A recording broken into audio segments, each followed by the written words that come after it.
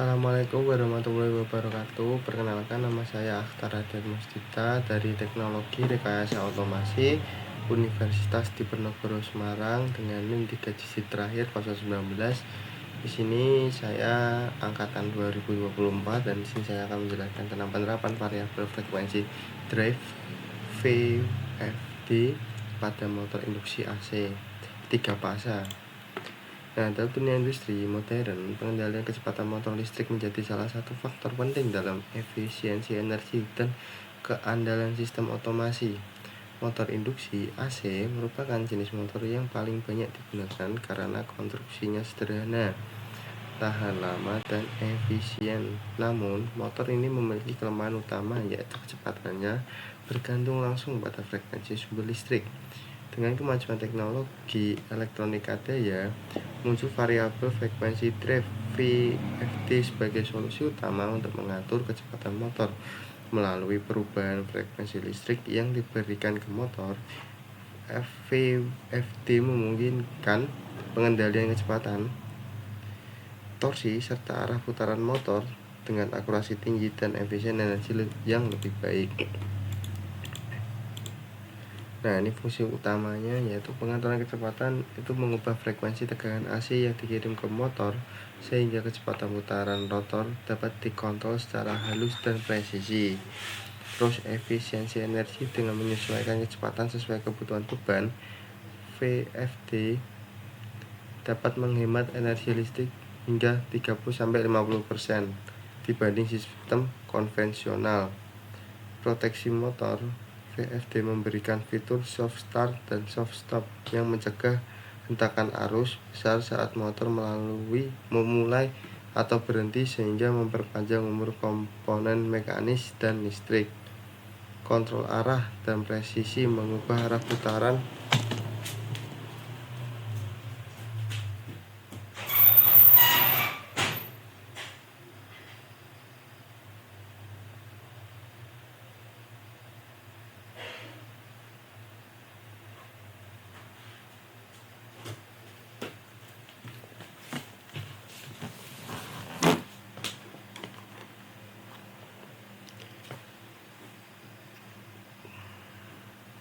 arah putaran forward reverse tanpa perlu mengganti fasa secara fisik. Terus prinsip kerja VFD dan motor induksi. Prinsip dasar motor induksi bekerja berdasarkan prinsip induksi elektromagnetik saat arus AC 3 fasa mengalir di stator terbentuk medan magnet berputar rotating magnetic field RMF yang menimbulkan arus induksi di rotor. Arus ini menghasilkan gaya magnetik yang menyebabkan rotor berputar kecepatan sinkron. Motor NS ditentukan oleh F itu adalah frekuensi sumber atau hertz dan P itu jumlah kutub motor. Dan dari persamaan ini jelas bahwa frekuensi listrik berbanding lurus dengan kecepatan motor. Tahapan kerja internal VFD yaitu reverse state mengubah sumber AC 50 Hz menjadi DC bus atau link, menyimpan dan menstabilkan tegangan DC melalui kapasitor filter. Inverter state mengubah kembali DC menjadi AC dengan frekuensi yang dapat diatur menggunakan PWM pulse width modulation. Dengan mengatur kecepatan switching PWM, frekuensi output yang menuju motor dapat dikontrol secara halus dari 0 sampai 60 Hz atau lebih. Manfaat teknologi inverter yaitu respon cepat terhadap perubahan beban, pengendalian kecepatan presisi tinggi kurang lebih 1%. Terus kemampuan integrasi dengan sensor kecepatan dan sistem otomatis lainnya. Visualisasi gunakan diagram blok AC input, receiver, DC link, inverter, transformator AC. Tambahkan label frekuensi variabel sama dengan kecepatan. Ini fungsi ini komponen dan panel operasi, struktur fisik dan pengendalian dasar VFD AT4. Nah, ini komponennya yaitu ini itu terminal L, N atau R, terus S itu T itu input daya AC 1 fasa atau 3 fasa, U, V, W itu output ke motor induksi. X1 sampai X6 itu input digital, start, stop, forward, dan reverse. FL1 atau CL itu input analog untuk kontrol kecepatan dari potensiometer. Terus plus 10 volt atau ground itu sumber tegangan referensi untuk potensiometer. AO atau COM itu output analog untuk monitoring kecepatan atau arus. Nah, di sini tuh ini ya, ini ada datasheetnya, datasheet motor AT-nya tadi. Nah, di sini ada karakter one installation and wiring. Ini ada L220, terus N-nya tuh input. Ini ya tadi ini WVU. Nah, ini LN ya yang kayak tadi. Genre ground terminal ini sama. Nah, ini juga section speed. Nah, main speednya kalau 111 itu nanti original frekuensinya tuh 50. Kalau section speednya 1 hingga 110 itu nanti original frekuensinya tuh 45. Nah, ini dengan seterusnya ya sampai nanti berubah-ubah nilainya. Terus ini ada terminalnya ini ground, ada channel.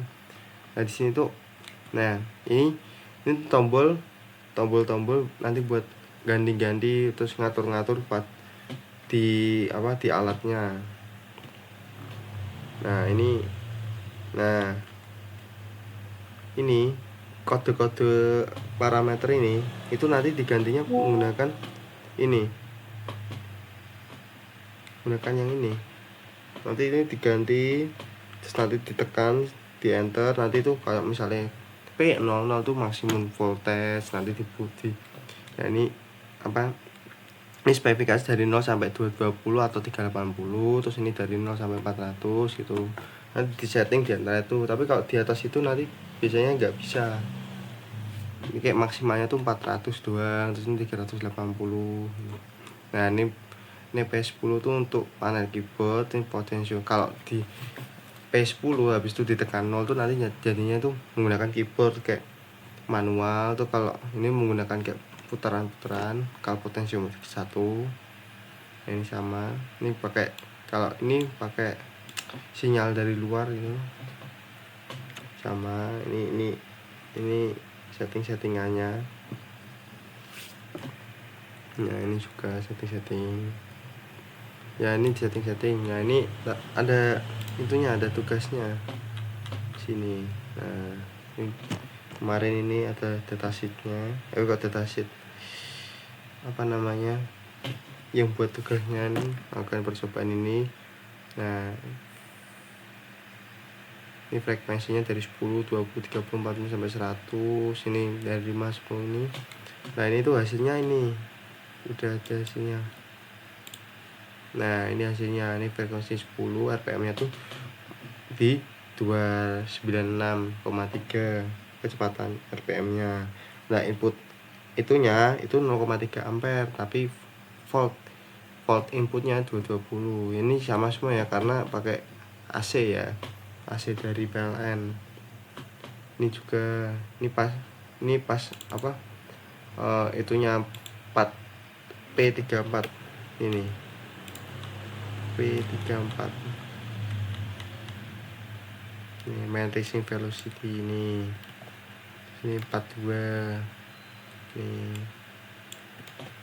tuh, ini ganti. Nah, ini ada video pas praktek ini.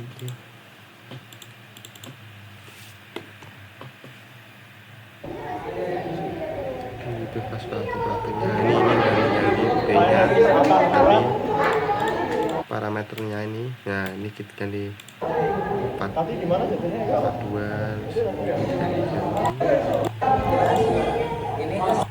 harus tanyakan pada formatnya. Reso jalan modar nih.